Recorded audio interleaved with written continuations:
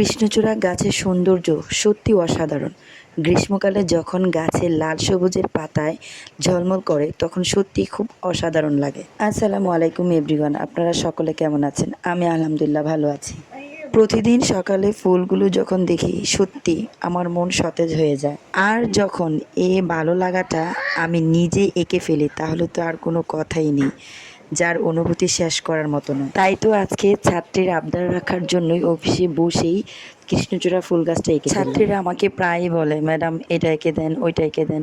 আসলে সময় হয়ে ওঠে না, যার কারণে আঁকতে পারি না।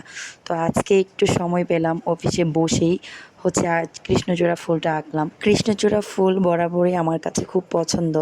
সবুজের মধ্যে লালটা ফুটে থাকে, খুব সুন্দর লাগে, আমার অনেক ভালো লাগে। এতদিন গাছে দেখেছি কৃষ্ণচূড়া ফুল ফুটে আছে, আজকে আমি খাতার পাতায় দেখছি, আমি নিজে আঁকছি, কত যে ভালো লাগছে সেটা বলে বোঝার মতো। প্রথমে আমি সুন্দর করে গাছটা এঁকে নিলাম, তারপর আমি ডালাগুলো এঁকে নিলাম, এরপর পাতাগুলো আমি দিয়ে দিলাম আস্তে আস্তে সবগুলো ডালার মধ্যে। তারপরে আমি পাতার ওপরে আস্তে আস্তে সুন্দর করে ফুলগুলো বসিয়ে দিলাম রং তুলির সাহায্যে।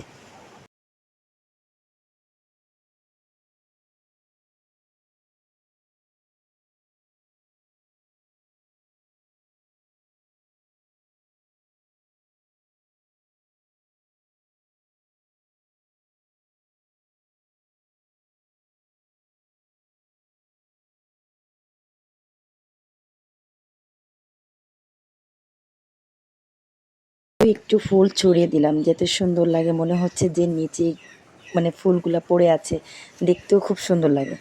রং তুলি দিয়ে ছবি আঁকতে আমার খুব ভালো লাগে।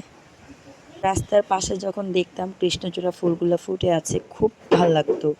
তো আজকে আমি নিজেই এঁকে ফেললাম কৃষ্ণচূড়া ফুলটা।